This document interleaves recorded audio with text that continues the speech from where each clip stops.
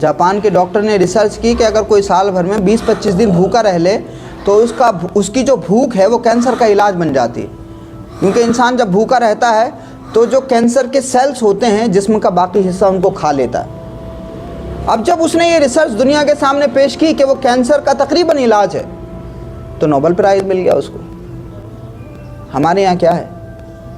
یہ چیز پہلے سے موجود ہے کہ نہیں؟ کیا ہے نا؟ تو رمضان شریف کا جو سائنٹیفک فائدہ ہے اس پہ کبھی تقریر نہیں ہوتی۔ رمضان المبارک کا سارا مہینہ چندے کی نظر ہو جاتا ہے نا؟ تو رمضان المبارک آتا تو عبادتوں کے لیے ہے کہ ہم یہی سب فلسفے دنیا کو سمجھائیں، دنیا کو بتائیں کہ یہ رمضان کے روزے ہیں کیوں مالک جو رزق دیتا ہے وہ بھوکا کیوں رکھنا چاہتا ہے۔ یہ بھوک بھی انسان کی صحت مندی بن جاتی ہے۔ جو لوگ رمضان کی اس امپورٹنس کو سمجھتے ہیں وہ غیر مسلم ادھیکاریوں کے بارے میں نہیں خبریں آتی کہ فلاں آفیسر نے روزہ رکھا ہوا ہے، فلاں آفیسر نے روزہ رکھا ہوا ہے، غیر مسلم ہے لیکن وہ روزہ کیوں رکھتے ہیں؟ کیونکہ ان کو پتہ ہے کہ یہ روزہ مرض نہیں ہے، یہ جو ہماری بھوک ہے یہ علاج ہے، یہ بیماری کا علاج ہے اور خطرناک بیماری کا علاج ہے۔ اب سوچو کہ جاپان کے ایک ڈاکٹر نے اس پہ ریسرچ کر لی تو اس کو نوبل پرائز مل گیا، دنیا کا سب سے بڑا انعام۔ لیکن ہم لوگ 1450 سال سے روزے رکھ رہے ہیں، تو اپنے زمانے میں ڈاکٹرز نے اس کو بہت زیادہ کنسرن کیا جو مسلم ڈاکٹرز تھے، لیکن نئے زمانے میں ہماری ممبروں سے رمضان المبارک کے مہینے میں روزے کے جو سائنٹیفک بینیفٹس ہیں ان کے بارے میں بات نہیں ہوتی ہے نا۔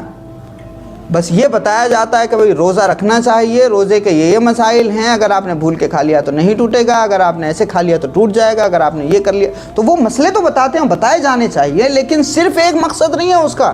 اگر ہم نے دوسرے مقصد پر توجہ دی ہوتی تو دنیا بڑھ کر کے ہمیں انعام بھی دیتی، لیکن ہم اس راستے پہ نہ غور کرتے ہیں نہ تفکر کرتے ہیں، اس راستے پر اس دشا پہ ہم نہیں سوچتے۔ یہ ساری باتیں ہم اس لیے بتا رہے ہیں تاکہ اپنے دین کو ہم سائنٹیفک نظریے سے دیکھنا شروع کر دیں، اپنے اسلام کو، کیونکہ قرآن مجید کی پہلی ہی آیتوں میں یہ بات کہی گئی کہ اس رب کے نام سے اور پیدا کیا اور اس رب کے نام سے پڑھیے جس نے انسان کو جمے ہوئے خون سے پیدا کیا۔ تو یہ دونوں چیزیں اس لیے بتائی گئی ہیں تاکہ مسلمان مذہب کا علم بھی حاصل کرے اور سائنس کا علم بھی حاصل کرے۔ تو یہ بچے جتنے یہاں موجود ہیں بیٹا، آپ لوگوں کو تعلیم اس لحاظ سے حاصل کرنی ہے کہ اسی ملک میں رہنا ہے اور اسی ملک میں اپنا کنٹریبیوشن دینا ہے، اپنی سروسز اسی ملک میں دینی ہے۔ آج یہودی ساری دنیا کی ناک میں دم کیے ہوئے ہیں۔ ایک رپورٹ کہتی ہے کہ ایک یہودی سال بھر میں، یونیسکو کی ہیومن ڈیولپمنٹ کی رپورٹ کہتی ہے کہ سر یہودی سال بھر میں تقریباً 40 کتابیں پڑھتا ہے۔ کتنی پڑھتا ہے؟ 40 کتابیں پڑھتا ہے یہودی سال بھر میں، اور ایک عیسائی یورپین ورلڈ کا آدمی سال بھر میں تقریباً 35 کتابیں پڑھتا ہے۔ وہ رپورٹ کہتی ہے کہ ایک مسلمان سال بھر میں ایک کتاب سے بھی کم پڑھتا ہے۔ جی آپ لوگ پڑھتے ہیں کیا؟ جی آپ سب لوگ پڑھتے ہیں ماشاءاللہ؟ جی آپ لوگ پڑھتے ہیں؟ نہیں پڑھتے ہیں، ہم لوگ نہیں پڑھتے ہیں بھائی۔ تو یہ سب فلسطین کے بارے میں سستے آنسو بہانے کا تو سب کے اندر حوصلہ ہے۔ کہیں کوئی مسجد گرتی ہے ہم کہہ دیتے ہیں بی جے پی کی سازش ہے، کہیں کوئی معاملہ حادثہ ہوتا ہے تو اپنی ناکامی کا ذمہ دار ہم دوسروں کو بہت آسانی سے ٹھہرا لیتے ہیں اور خود اپنی ذمہ داریوں سے آنکھیں بند کر لیتے ہیں۔ لیکن دنیا میں ترقی وہی پاتا ہے جو علم حاصل کرتا ہے اور تعلیم کو بنیاد بناتا ہے۔ یہودی اس لیے دنیا میں تباہی مچا رہے ہیں، یہ اسرائیل اس لیے تباہی مچا رہا ہے کیونکہ اس نے اللہ کے نام سے تعلیم حاصل نہیں کی۔ اللہ کے نام سے تعلیم حاصل کی ہوتی تو وہ تباہی نہیں مچاتا، آبادیاں کرتا۔ جو فسادی لوگ ہیں دنیا میں تباہی اسی لیے مچا رہے ہیں کیونکہ اپنے رب کے نام سے انہوں نے علم حاصل نہیں کیا۔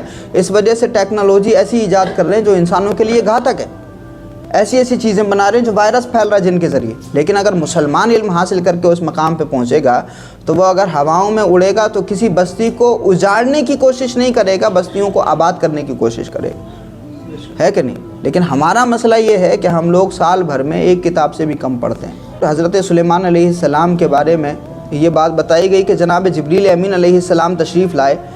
حضرت جبریل لے کے آئے 3 چیزیں، ایک تو علم تھا، دولت تھی اور شہرت تھی۔ جناب سلیمان کو کہا کہ آپ ان تینوں میں سے کوئی چیز لے لیجئے۔ کیا تھا؟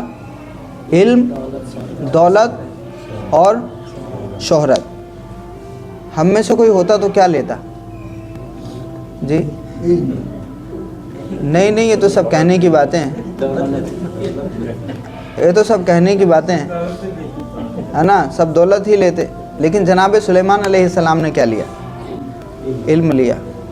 اب جناب جبریل امین نے کہا شہرت سے اور دولت سے کہ چلو بھائی ساتھ میں چلو، سلیمان نے تم کو ٹھکرا دیا ہے، تو شہرت اور دولت نے کہا کہ اب ہم آپ کے ساتھ نہیں جا سکتے۔ جب مالک نے ہمیں پیدا کیا تھا، بنایا تھا، تب اس نے یہ کہہ دیا تھا کہ جہاں علم رہے گا وہاں تم دونوں بھی رہو۔ کیا ہوا؟ جہاں علم ہوگا وہاں دولت بھی ہوگی، وہاں شہرت بھی ہوگی۔ تو جہاں علم ہے، آپ کو پتہ ہے دنیا کی ساری کمپنیاں بڑی بڑی جتنی بھی ہیں وہ سب یہودی چلا رہے ہیں نا، اور ہم لوگ اپنی مسجدوں کے باہر اسٹیکر لگاتے ہیں، لیز مت کھائیے، ٹائٹ استعمال مت کریے، یہ مت کریے، وہ مت کریے۔ انٹرنیٹ کب بند کریں گے جی؟ موبائل، لیپ ٹاپ، کمپیوٹر کب پھینکیں گے؟ دنیا میں جتنی بڑی بڑی ٹیکنالوجی آج ڈیولپ ہو گئی ہے، آپ ٹائٹ بند کر کے اسرائیل کو گھٹنوں پہ لے آئیں گے۔ یہ دراصل لالی پاپ دیا جاتا ہے ہمیں، اور یہ وہی لوگ ہمیں مس گائیڈ کر دیتے ہیں جو گائیڈنس کی کرسیوں پہ بیٹھے ہوئے۔ اگر ان کا کوئی چیز جواب ہو سکتی ہے تو وہ علم ہو سکتا ہے کہ آپ بھی اگر یہودیوں سے دنیا کو بچانا چاہتے ہیں، دنیا کو کوئی شاندار آپشن دے دیجئے۔ اگر آپ دنیا کو یہودیوں کے فتنوں سے بچانا چاہتے ہیں، اسرائیل کے فساد سے بچانا چاہتے ہیں، تو آپ اس سے بہتر کوئی اپرچونٹی لوگوں کو دے دیجئے کہ لوگوں کو فائدہ ہو، تو لوگ اس کو اگنور کر کے آپ کا استعمال شروع کر دیں گے۔ لیکن ہمارے پاس کہاں انڈسٹری ہے، ہمارے پاس کہاں فیکٹری ہے، ہمارے پاس کون سی ایسی ہے؟ ہمارے یہاں تو کوئی ایک ترقی کر جاتا ہے تو 10 اس کے پیچھے لگ جاتے ہیں کیسے اس کو نیچے لایا جائے، ہے کہ نہیں؟ یہودیوں کی چھوٹی سی آبادی ہے، علم حاصل کر رہے ہیں، تعلیم حاصل کر رہے ہیں، دنیا کی ساری بڑی بڑی کمپنیاں یہودی چلا رہے ہیں، اور دنیا میں سارا نظام انہوں نے انٹرسٹ کا ایسا ڈیولپ کر دیا ہے، سود کا ایسا ڈیولپ کر دیا ہے کہ شاید ہی کوئی مسلمان ہو جو اس سے بچا ہوا۔ اللہ رب العزت ہم سب کو محفوظ فرمائے۔